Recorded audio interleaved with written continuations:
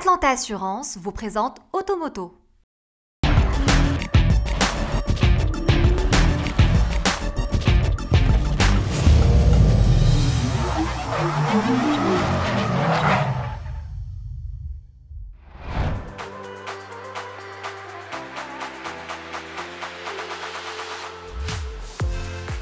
Hormis le style extérieur et l'agencement intérieur qui font l'objet d'une profonde remise en forme, l'architecture mécanique abandonne définitivement le mode propulsion arrière pour une simple traction avant. Pour autant, les puristes n'auront aucune raison de s'en offusquer car depuis la mise en place de la nouvelle plateforme UKL au sein de la gamme BMW, l'abandon de la propulsion ne fut que question de temps.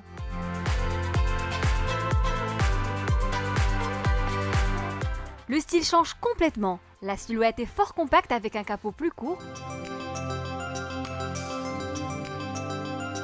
tandis que le pare-brise relativement avancé semble être inspiré du Monospa Série 2 Active Tourer. Les boucliers eux aussi sont revisités avec le double haricot qui devient encore plus grand. À l'arrière, les feux s'étirent largement sur la poupe, tout comme la nouvelle découpe du vitrage latéral. Même ton, même son de cloche à l'intérieur, où l'agencement s'apparente à celui de la nouvelle série 3.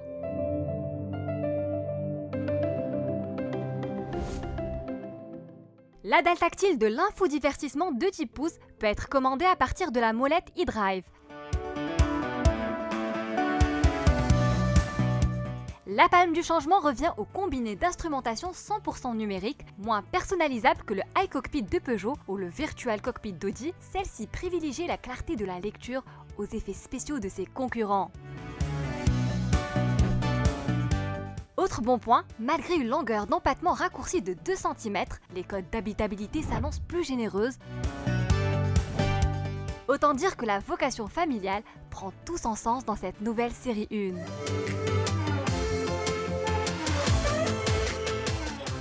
Question motorisation, seuls les 3 et 4 cylindres en droit de citer sous le capot de cette compacte. Au lancement, l'offre essence se résumera en 2 versions, la classique 118i de 140 chevaux et la très explosive M135e xDrive de 306 chevaux que vous voyez sur ces images. L'offre diesel, de son côté, sera constituée des versions 116D de 116 chevaux, 118D de 150 chevaux et 120D xDrive de 190 chevaux.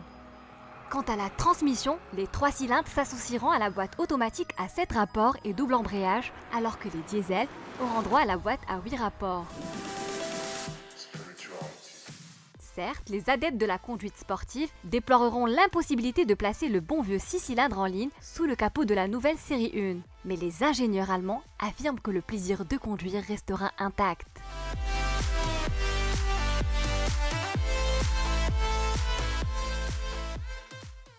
Automoto vous a été présenté par Atlanta Assurance.